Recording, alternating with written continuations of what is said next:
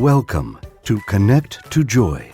Your host, Carol DeChaine, is an intuitive spiritual guide for practical matters and Marconic multidimensional energy practitioner. Her quest is to help you realize new possibilities, discover and release what holds you back, and enable you to manifest an inspired life filled with joy. Join us on this journey of transformation. Now, here's your host, Carol DeChaine.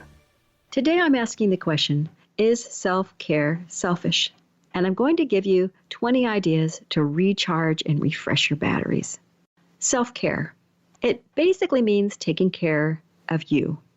Now here's what we'll cover today. The meaning of self-care. I always like to make sure we're on the same page. 4 questions to get you on the path to self-care that you can ask yourself.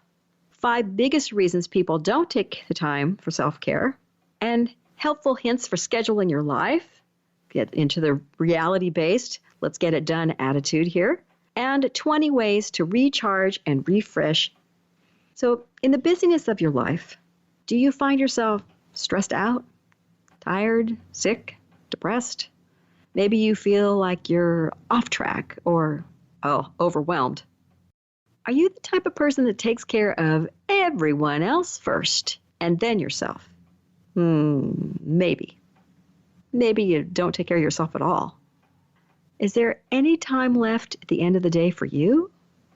Do you think maybe spending that time that you do have left over or forcing yourself to find time is selfish because you have so many things to do? To me, I think self-care is selfish. Well, partially. Because selfish means, now I looked at Google again, it's arising from concern with one's own welfare or advantage in disregard of others. Well, self-care is not in disregard of others because you have to take care of yourself first. If you don't, who's going to take care of you? And why would they if you don't love yourself enough to take care of yourself? So remember when you're on a plane and that air cabin depressurizes, they tell you you're going to have these oxygen masks fall from the ceiling and the first to put it on yourself before you put it on anybody else. And I remember on Southwest Airlines, the person trying to be funny would say, and then you get to decide which child you like better, because then you put their mask on next, and then the other one or 2 or 3. But remember that you feel depleted at the end of the day, and you don't fill yourself back up and recharge in some way, you're going to feel, less and less every day. You'll feel less and less healthy, less and less energized, less and less happy. And really, wouldn't your family and your friends and even yourself rather be around someone who is the opposite of that? Someone who's more and more happy, more and more energized, more and more healthy. Someone who isn't cranky and annoyed and doesn't have patience. You want to be the opposite of those things, don't you? Because if you take care of everyone else, who takes care of you if you don't? Kind of said that earlier, but I want to say it again. Because if you fall apart because you're giving so much of yourself, who is that doing a favor to, honestly? And let me say, if you're the person that's always taking from somebody else, this is a good one for you to listen to too. Because maybe you don't feel like you're that person that gives and gives. Maybe your spouse is the one that gives and gives, or your parent, or, maybe not your child, but maybe your sibling or a friend. They do all the giving. This is how they feel at the end of the day. So be aware of them as well, not just yourself. Realize that a person who gives and gives and gives needs that time to, I'm going to use a bunch of R words here, reset, reboot, recharge, refresh. They want to feel happier, calmer, at peace, and not so stressed or rushed. You don't want to feel that way. They don't want to feel that way if it's those people. So I'm going to ask you 4 questions to make you think. Do you need to make changes? Now, don't worry about how or what right now. I'm just going to ask the questions and then I'll unpack them so you can get into them a little bit more. And I'm going to ask each question twice so that you can really hear it. Question number 1, how do you feel right now and in general at different times of the week?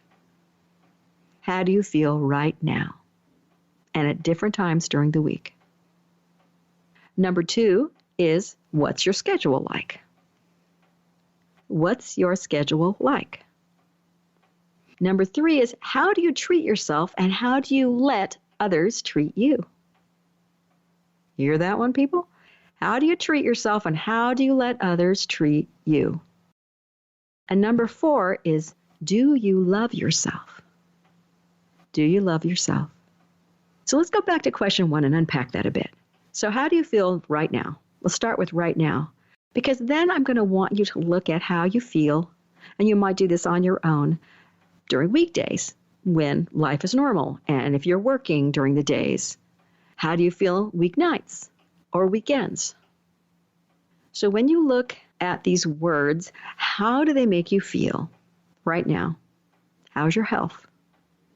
How's your energy level? How is your concentration or focus in life?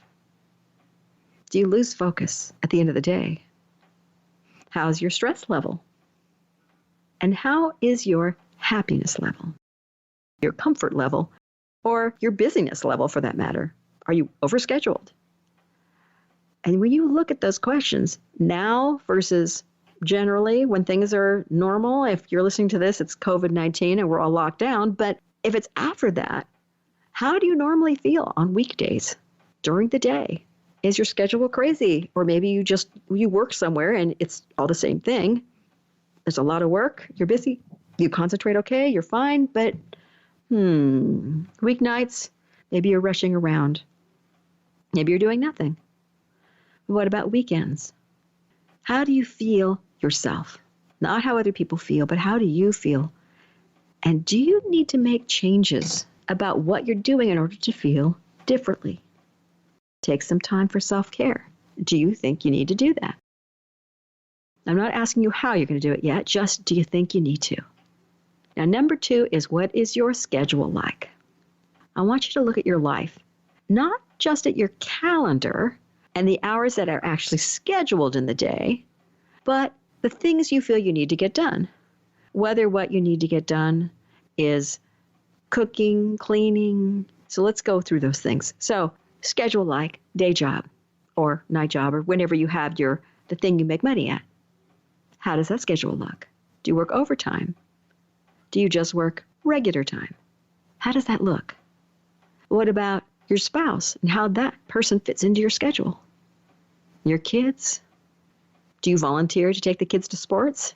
Do you see their games or other activities? What do you do?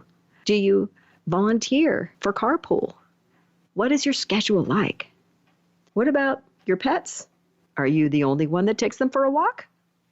That feeds them? And what about cooking and cleaning and other chores? Do you have a home business or classes? We are so busy nowadays with maybe all those things on your schedule. Do you have any time for yourself in your schedule? I mean, do you actually write yourself on your calendar? Or even if you don't do that, do you take a few minutes and 15 minutes even and do something for yourself, like gardening, even though you have to get it done, maybe you love it, getting a manicure, and yes, men, you can get manicures too. Do you get some time to read a book or walk the dog just because you enjoy it rather than because you have to? So look at your overall schedule, your TV time. Is it the line of least resistance because you're exhausted, or is it because you enjoy it? What do you feel like at the end of the day when you're looking at your schedule? And then ask yourself, do you need to make changes? You don't have to know how to do this right now, like I said before. Just, do you need to make changes?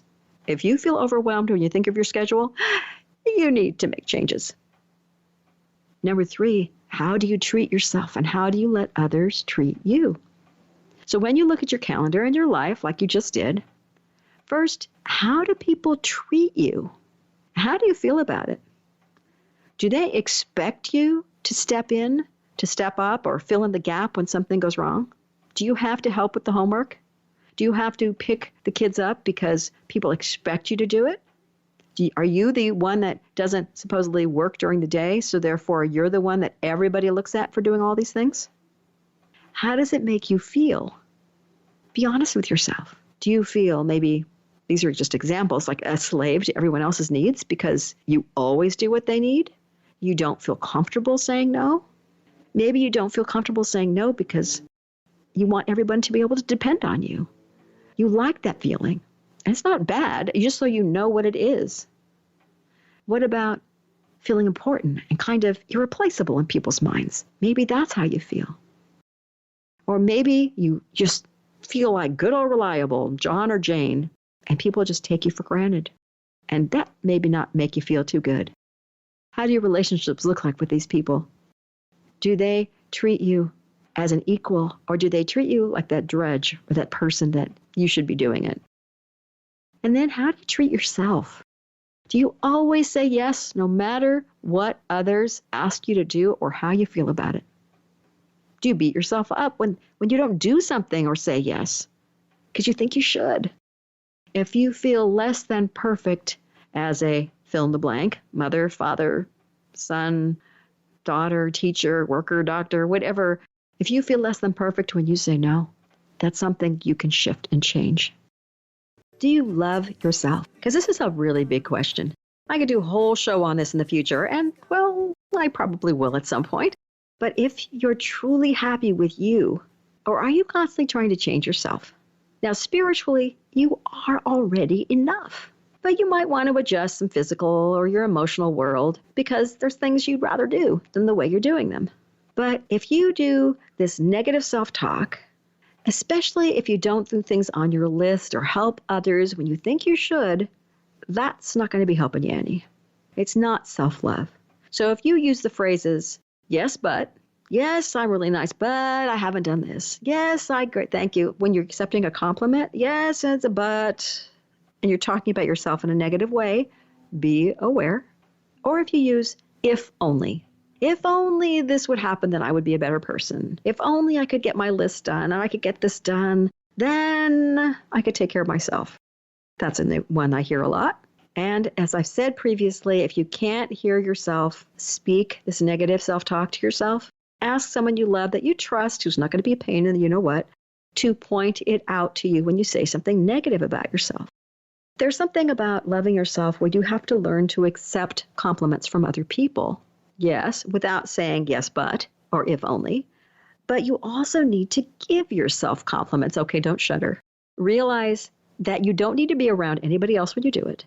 But if you do something well, like if I finish this show and I think, oh, I did a good message, I feel like I did good. I may not literally pat myself up in the back, but I might go, yes, okay, this feels really good. I done good. Don't be afraid to do that for yourself. If you accomplish something that makes you feel good, love yourself more. Give yourself that validation. Don't expect it to come from other people.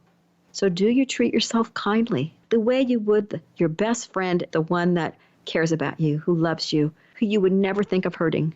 Treat yourself like that, because that means you love yourself. Of course, it also means you need to forgive yourself for any flaws that you perceive or that stuff you haven't accomplished yet.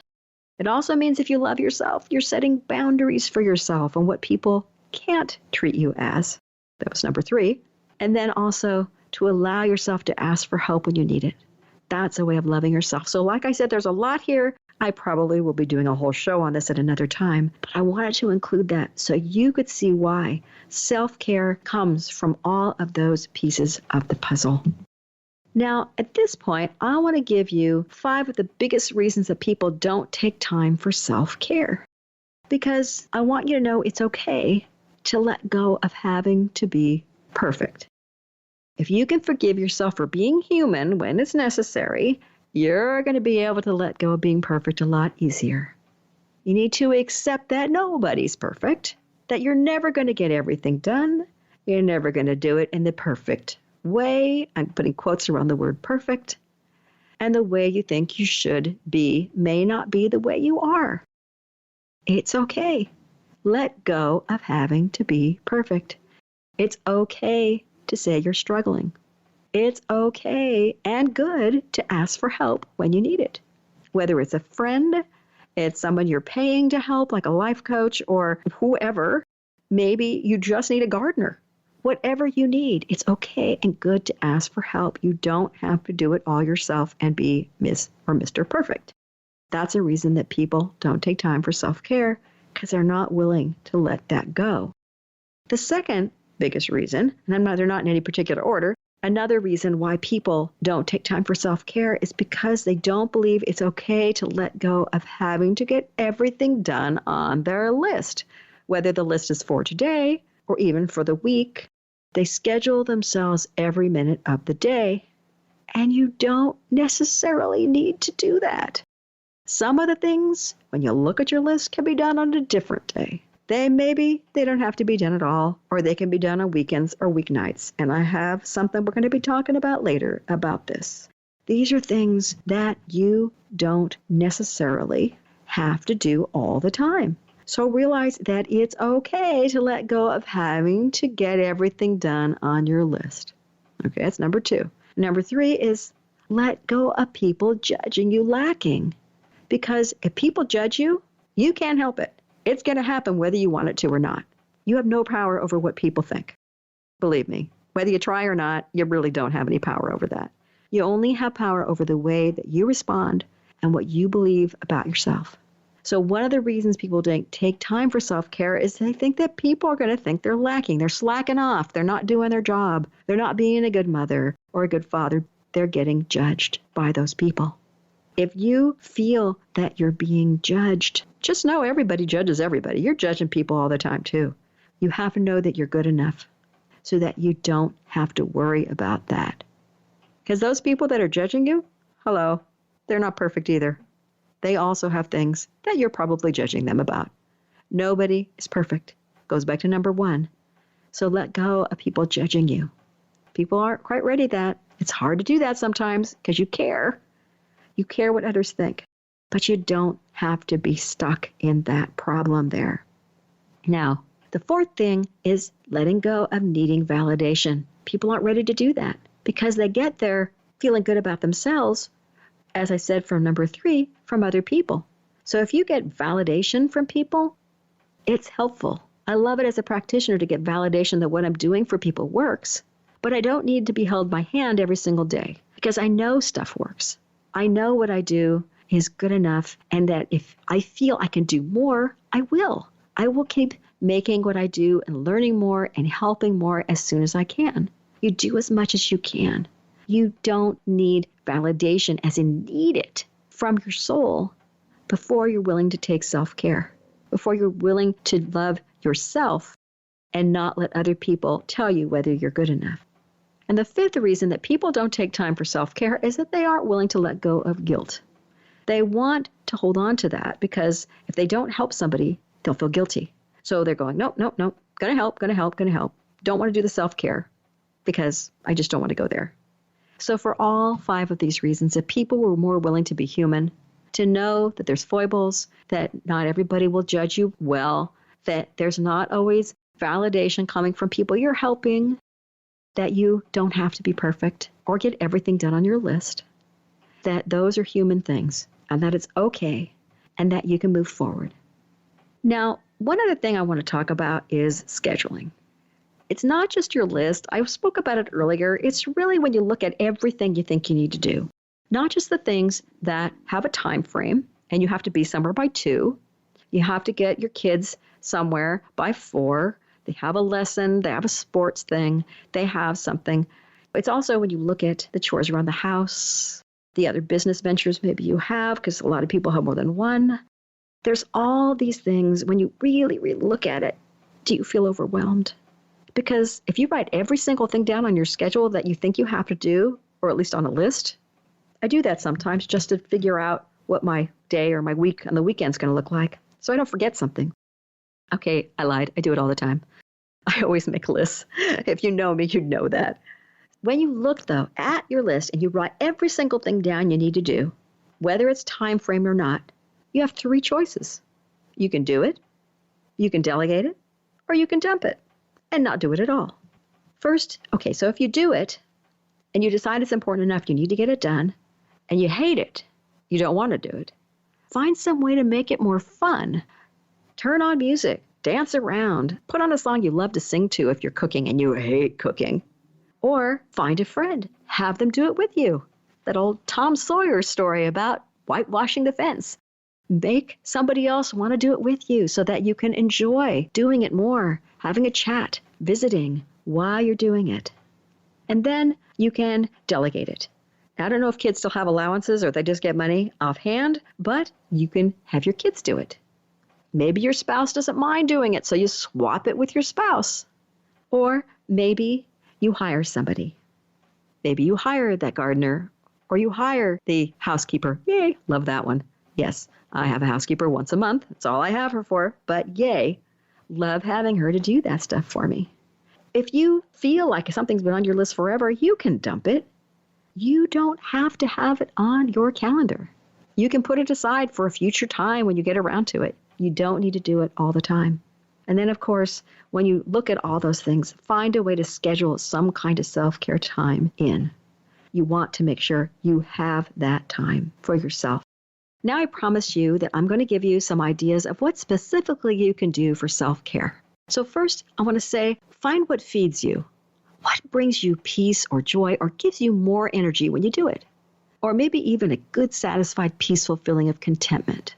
Maybe it's meditating or gardening or jogging or sitting in the sunshine, playing with your kids. I want you to do yourself a favor first. Okay, you ready for this? I want you to write yourself in on your calendar every day. Now start with 15 minutes if you have to, but every day. And then stretch it out if you can to 30 minutes at least. Every once in a while, go crazy and give yourself more time. Now, I have some 20 ideas, like I said, for self-care, but there is no guilt allowed when you're doing these things. No thinking about what you should be doing. These are ideas for probably leaning more towards the female just because I'm a female, but there's a lot of these ideas also are good for men as well. But make your own list of what sounds and feels good to you that you would really enjoy doing, okay? So I have 20 things. I'm going to do all 20. Here we go. First, take that jog or that walk in nature on your own or with music or an audiobook or with your dog, whatever it is that you really, really love to do. If this is one of those, put it on your list. Because nature on its own can really make you feel like you're giving yourself some time and getting away from what stresses you out. Unless you hate jogging or you find walking boring, then it's not on your list. Number 2 is work out. Now, this may be something you feel you should do, so maybe it's not on your list. But if you find something you love to do, it can really give you energy. And maybe it's just weights and you enjoy weights, or maybe like me, it's more like dancing. But it could be kickboxing or martial art. It could be anything that helps you move, that helps you get out from the thoughts of what you're at. And if it feels like self-care, then it is. If it feels like something you should be doing, it's not self-care, because self-care is something you love to do and something you need to do sometimes, but we'll get to that in a minute. So number 3 is walk your dog. If you have a dog, that might be something that you love to do. Number 4 is take a hot bubble bath. And this is for both sexes. Hello, I know quite a few men who love hot bubble baths. They won't tell just anybody they love it, but they love it. So if you haven't tried it, by all means, bring a novel, bring something in with you that you can drop in the water and not electrocute yourself, and enjoy being in the bubble bath or meditate in there or whatever it is that you want to do to feel like you're giving yourself some of your own time. Number 5 is watch a movie or your favorite guilty secret TV show. Now, if you binge on something, it might be really fun, but it also might be where you're medicating yourself for just being no energy, just sitting there and not enjoying it. That is not self-care. That is avoiding things, and it's something totally different. I will admit that my favorite guilty secret TV show, which I will tell you, every time I see that it's recorded, I get all excited because it's The Masked Singer. It's so much fun not to know who's singing, and I have to admit sometimes I don't know the people after they take their masks off, but it's really fun to guess because some of the people, you listen later, I save some of them so I can go back and listen and see, do I really recognize this voice or not? And sometimes it's so obvious afterwards, but I have no idea before. So whatever it is for you, it may be that's something that you want to put on your list. Number 6 is buy yourself a fun gift you normally wouldn't do. Why the heck not? Go out and buy yourself something. It wouldn't necessarily be a Ferrari unless you're a millionaire or a billionaire, but it might be something small that you normally wouldn't buy yourself. Go do it. Have fun, especially if you're antique shopping or you're going someplace that you normally wouldn't go, or you're on a vacation and you want to buy yourself something. Number 7 is read a good book. Maybe in that bubble bath. Don't feed a book that you need to read. Don't read something that's self-improvement if you don't enjoy it. It's self-care, but it's not enjoyable self-care necessarily unless you love doing that. And then it is. This is all about refreshing and recharging, not just improving yourself. Number 8 is, why the heck not? Turn on YouTube or Pandora and sing at the top of your lungs. Now, you might want to do that when there's people that aren't around if you don't sing on key. But if they're away and you don't sing on key or you're in your car, have fun.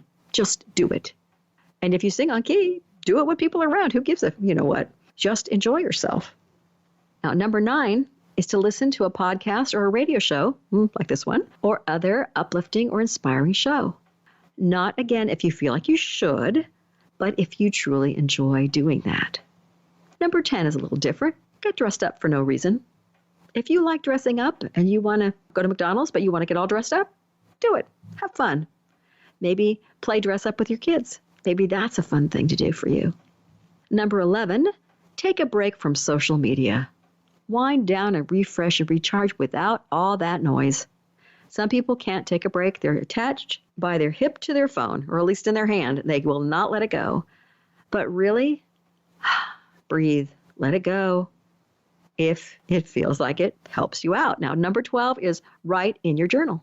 Maybe you have a gratitude journal, or you love to write in your journal and you don't take the time for it. Take the time if it's something you love. Number 13, give yourself a facial or go have one done. And yes, men, you can do it too. It is a really nice, wonderful, relaxing way, assuming you don't mind, you don't have makeup on, ladies, and you don't mind grease getting in your hair. But it does feel wonderful when you're done. Number 14 is kind of related to that one. Get a massage. Go have one done, or if you're locked down in your house, ask for a massage from someone. But since this is about self-care, don't offer to give one back. This is only for you. If they say, can you give one back? Say, at another time.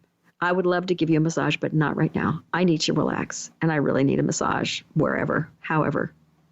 Number 15 is garden. If you love to do it, to get out. I know my ex-husband loved, for some reason, the lawnmower and edging the grass. Not my thing. But I loved deadheading roses. And I loved the plants and allowing them to grow and pulling weeds. And he hated that part. So we got along really well in the gardening area. Number 16 is meditate or do a guided visualization. For me, meditation is just listening with music or having a really enjoyable time where you just relax and listen. I also sometimes fall asleep when I'm meditating, so it's not only self-care for me. I prefer, personally, guided visualizations where I can take a journey with somebody leading me, which is why I do my YouTubes that way. Meditations generally, I could just turn music on and get you in and get you out, and I'd say nothing, and you could take your own journey. So I want to give people a journey they can take that I can lead them on. If that's for you, then that would be on your list. Number 17 is play with your pet. Whether your pet is a cat or a dog or a gerbil, if you feel like that gives you joy, play with your pet. Number 18, get a manicure or pedicure. And yes, I know a number of men who do this, and they love it. If you like someone touching your hands or your feet, and that's something that really relaxes you, put that on your self-care list to go, however often you can get that in there. Number 19, call a friend you feel good around and catch up with them. Because sometimes we put those off. We don't contact those friends that really feed our souls. If that's something you love to do, it might fit into the self-care place. Not because you feel you haven't contacted them for a while. You should. But because this is somebody you always love talking to. And number 20, a little different. Throw yourself a dance party. Get out there. Enjoy yourself. Turn on music and dance yourself away, even if it's just in the bathroom. Don't slip. But it's just, dancing around. Okay, I'm giving you a secret. I sometimes dance down my hallway because it's kind of a L-shaped hallway. I dance down it. I do whatever I feel like doing, even with no music, because I'm bored or because I'm just happy. And I want to do something that gives me even more spirit. And when I'm working during the day, I have to admit that I also go ahead and I take a dance break. If I'm working from home and I'm working with numbers sometimes, I'm sitting there going, ugh, my brain is kind of fuzzy. I get kind of tired. I'm going, oh my God, this is just too much. When I get that way, I'll turn on the music and I'll go ahead and when a particular song hits that I want to dance to, I'll get up and I swear to God, I yell, dance break. I'm the only one there, but I do it anyway because I'm silly. And I'll jump up and I'll dance around that whole 3 minutes or so, 3.5 minutes. And then when the song ends, I go, okay. And I go and sit down. And for some reason, it's enough self-care. It's enough moments for me that I can then think clearer. I can go back to numbers of all things and get answers that I didn't see earlier if I'm not balancing something. And it's pretty amazing that things work out so easily. And I just gave you 20 ideas that you might want to borrow from for having self-care for yourself and doing at least 15 minutes a day. And some of those things I gave you, yes, I'll take longer than 15 minutes. But even if you can only handle 15 minutes because you're so busy with so many people in your family or whatever you're doing, at least once a week, try and go wild and give yourself a whole hour or an entire evening or something that you can do. And besides those 20, I want to give you a little extra credit. If you want to go away for a weekend by yourself, that might be a little hard if you're married with kids. But if it feeds your soul, go with your spouse or with friends. I have a girlfriend who is married but goes out with her girlfriends on weekends occasionally. Not all the time, but every once in a while because she needs to relax and get away and enjoy her friends still, even though she's married. And they've been married for quite some time, so it's not like she's just single and needs to still have her single friends. So whatever it means to you to enjoy yourself and get away so there's no worries, no kids, and no regrets. This is something, whatever it is you decide to do, you want to decompress, de-stress, and kind of rejuvenate and re-energize as well and recharge those batteries. So whatever you decide to do, try not to be interrupted on your self-care time. Okay, I know it can be difficult if you live with a group of people or the phone rings, you get a text, put it on silent if you have to so you don't know those things are coming through because you cannot have any guilt, no guilt. There's a lot of no's, okay? Listen to these. No guilt when you're doing self-care. No worrying about anything. No doubts that you're doing something you shouldn't be doing. No work was allowed to get involved. No kids are allowed to interrupt you unless, something's bleeding or hanging off. No planning for the future. And most of all, you ready? No stress about what you are not doing. You can think about those later. And if you need to do, which sometimes I do, when I'm taking my self-care moment, and I live alone, so I could have a lot, but I don't tend to, I have a piece of paper nearby so I can always write down what I think I should be thinking about and come back to it later. Because that way it's off my mind. I say, okay, I wrote it down later. And I never answer texts or phones unless I absolutely have to because I'm expecting something. So I want you to let everything go and be fully present and enjoy yourself in that moment of self-care, whatever you choose to do. I talked about mindset in one of the shows about Think Yourself Healthy. It was all about mindset and also practical things you can do. But I want you to realize that self-care is also about mindset. It's about realizing you can have time for yourself. And it's not selfish. It's selfish in the means that you're taking time for yourself, but not at a disregard for others. You're regarding them in the fact that you're allowing yourself to be in a better mood, to be happier, to be maybe easier to be around, to be less stressed out. Maybe you'll have more patience and you won't snap at people if you tend to snap when you're tired. You'll be less tired if you take time for self-care. A little goes a long way, and a lot is a lot more fun. So do whatever you can do for yourself in the time and your schedule as it allows. There are so many different things I could say about self-care, about what you can do, but just remember that you need to keep in touch with how you feel about what you're doing, about your schedule, about what you promised yourself you have to be done. If you feel stressed out or too busy, then stop for a minute. Give yourself a moment. Have a cup of coffee. Have a drink if you have to. Have a piece of chocolate, okay? Do something you need to do to stop that moment of stress. Breathe. And then shift your focus. Say, okay, I was stressed out. That was bad. What do I do now? How do I make this better for me? How can I make my life better? Thereby making other people happy that are around me. Because I know they say happy wife, happy life for men. You've heard that before if you're listening. I know they've been saying that a lot lately. And that may be true, but it's true about anybody. Whoever is stressed out, if you're not happy, ain't nobody happy. Trust me. You may not feel it, but it's true. Everybody around you will know when you're not happy. Now, if you get all of your sustenance and all of your validation from helping other people, you can choose to do that. It's not the healthiest thing to do. So you need to decide if you want to live in that place or not. You don't have to get validation from other people. You can love yourself more than that and then just find joy in helping others. It's a different mindset. It's a different way of looking at it. So hopefully you can hear the difference, because when you look at others, you don't want to think of other people as a burden or as people that you really wish you didn't have to be around, including yourself. You want to feel like you're treated well by those that you love. You want to treat yourself well, to love yourself, and not have all those negative self-talking about yourself. Don't let other people be mean to you or treat you like a slave. Set your boundaries on so you know how far you're willing to go. Can't do it that night. Sorry, I have something else I need to do. I have somewhere else I need to be. Allow yourself to ask for help when you need it. That is such a big thing. And people don't realize that that is one of the biggest self-care things you can do for yourself. Ask for help if you need it. When you look at your schedule, if you can do it, great. Or have someone do it with you. Have them do part of it. Delegate what you can. Care about yourself enough to know that you need help sometimes. Let people swap it out with your loved ones. Have your kids do it for their allowance. Hire somebody if you can afford it for those things you don't like.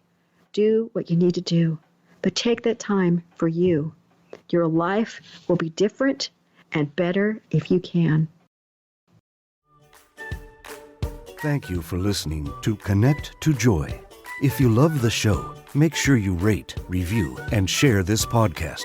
And subscribe so you never miss an episode. Contact the host, Carol DeChaine, with questions and comments, ideas for future episodes, or if you would like to become a guest. And remember, transformation is a journey and not an end destination. So be kind to yourself, because you are already enough to have the joyful, limitless life that you desire.